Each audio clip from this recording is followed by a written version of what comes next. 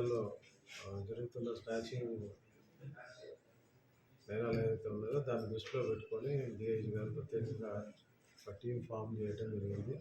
అందుకని డిఎస్పీ ఆధ్వర్యంలో ఇన్స్పెక్టర్ తీటౌను, inspector Sadiq Ali plus phone వాళ్ళని కూడా కలుపుకొని ఎస్ఐ బాబు అండ్ రామ్మోహన్ రెడ్డి సిబ్బంది ఆధ్వర్యంలో ఒక టీం ఫామ్ చేయడం జరిగింది.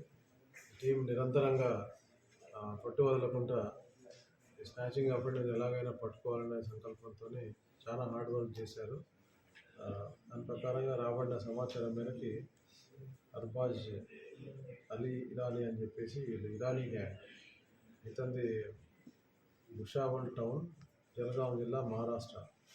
ఇంకొక అతనేమో మన గుంతకల్లో ఉంటాడు, జుబేర్. సో వీళ్ళిద్దరు కలిపి ఏంటంటే మోటార్ సైకిల్ మీద ఈ జుబేర్ ఏమో హెల్మెట్ పెట్టుకుంటాడు కనపడకుండా, ఇతనేమో వెనకాల కూర్చొని మంకీ క్యాప్ పెట్టుకుంటాడు. అది పెట్టుకొని మోటార్ సైకిల్ మీద వెళ్తూ ఒంటరిగా వెళ్ళే మహిళల్ని టార్గెట్ చేసి ఆపి ఏదో అడ్రస్ అడుగుతున్నట్టుగా అడిగి వాళ్ళు ఆగగానే మెడలో చైన్ స్నాచ్ చేయటం.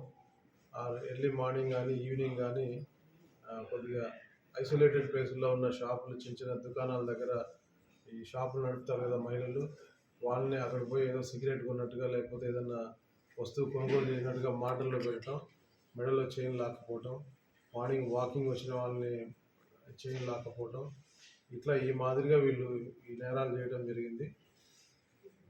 సో నిన్న ఈవినింగ్ 7 o'clock నంద్యాల టౌన్లో రాబడిన సమాచారం మేరకు ఇద్దరు ఇన్స్పెక్టర్లు, ఎస్ఐస్, సిబ్బంది అంతా కూర్చొని సర్ప్రైజ్ చెక్ చేస్తూ వీడిని అరెస్ట్ చేయడం జరిగింది.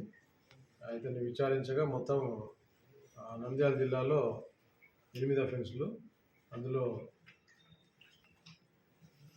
నంద్యాలలో 3, నంద్యాలలో 5 కూడా ఎక్కువ 3 టౌన్ పరిధిలో ఉన్నాయి. 4 3 టౌన్, ఇంకొకటి తాలూకాలో ఉంది, మిగతా 3 డోన్లో ఉన్నాయి. సో 8 నంద్యాల జిల్లాలో స్నాచింగ్స్, 4 కర్నూలు జిల్లాలో, కర్నూలు టౌన్లో స్నాచింగ్స్, ఇంకొక 4 అనంతపురం జిల్లాలో అన్నమాట. సో ఈ మాదిరిగా నేరాలు చేయటం, వీళ్ళు టెక్నికల్గా అన్ని కెమెరాస్ ఇది అవ్వకుండా లేకపోతే సెల్ ఫోన్లకు దొరకకుండా రకరకాలుగా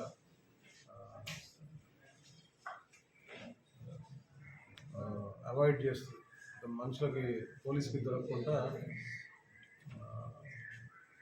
షెల్టర్స్ తీసుకోవటం, నేరం చేసిన తర్వాత సుదూర ప్రాంతాలకు వెళ్ళిపోవటం. ఈ సపరేట్ ఇరానియన్ గ్యాంగ్ వీళ్ళ పనే ఇది. ఎక్కడ మహారాష్ట్ర నుంచి వచ్చి ఇక్కడ అఫెన్సులు చేస్తున్నారంటే అర్థం చేసుకోండి.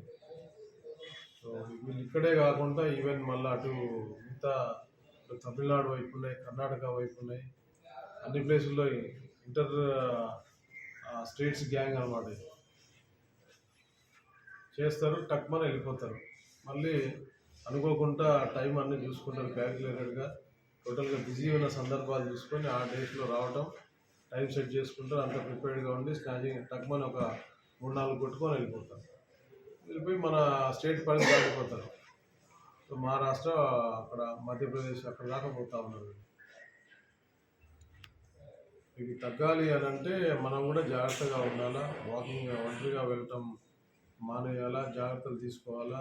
వాకింగ్ వెళ్ళినప్పుడు ఆర్నమెంట్స్ ఏం లేకుండా పెట్టుకోవటం, షాప్స్ ఓపెన్ చేసినప్పుడు ఒంటరిగా ఏదైనా పర్చేజింగ్ వెళ్ళటమో ఇంకోటి మార్కెట్ వెళ్ళటమో చేసినప్పుడు తగిన జాగ్రత్తలు తీసుకుంటే ఈ స్నాచింగ్ల బారిన పడుకుంటూ ఉంటుంది. కొద్దిగా మనం వెళ్ళేటప్పుడు వెనక ముందు ఎవరు వస్తున్నారు ఏంటనేది చూసుకోవటం, కొత్త వ్యక్తులు ఎవరన్నా ఆపి ఏదైనా అడగటం చేసినప్పుడు దూరంగా ఉండటం, దగ్గరలో ఉన్న షాప్స్ దగ్గరికి ఏదైనా వెళ్ళి ప్రొటెక్షన్ తీసుకోవటం, అట్లా కొన్ని సేఫ్ మెజర్స్ తీసుకుంటే ఈ స్నాచింగ్ అఫెన్స్ నుంచి దూరం ఉండొచ్చు, అనవసరంగా వస్తువులు పోగొట్టుకుంటా ఉండొచ్చు. కొత్త వ్యక్తులను ఎవరు కూడా నమ్మొద్దు, దగ్గర రానియదు. సో ఈ మంచి 16 కేసులు డిటెక్ట్ చేసిన మా డిఎస్పీ, తర్వాత సాదిక్ అలీ ఇన్స్పెక్టర్ ఇతను బాగా తిరిగాడు. ఎక్కడెక్కడో 3 టౌన్ సిఐ కూడా ఇంత బిజీ టౌన్ అయినా కానీ వదిలేసి ఎక్కడెక్కడో చాలా రోజులు తిరగడం జరిగింది. సిమిలర్గా ఎస్ఐ బాబు, రామ్మోహన్ రెడ్డి, సిబ్బంది అందరూ కూడా చాలా హార్డ్ వర్క్ చేశారు. అది ఒక విధంగా చెప్పాలంటే ఇది అంత సాధ్యమయ్యే కేసు కాదు, అంత హార్డ్ వర్క్ చేశారు. కొన్ని చెప్పలేము బయటికి. సో ప్రత్యేకంగా వీళ్ళందరి టీం అందరినీ కూడా అభినందిస్తున్నాను. వాళ్ళందరికీ కూడా రేపు ఈ 2-3 డేస్లో మీటింగ్ అప్పుడు వాళ్ళకి కమెండేషన్స్ ఇవ్వటం జరుగుతుంది. 28 తులాలు 28.8 తులాలు. ఇంకొక ముద్దాయి అల్బాజ్ అబ్స్కాండింగ్లో ఉన్నాడు, జుబేర్, అతన్ని పట్టుకునేది ఉంది. 16 కేసులు.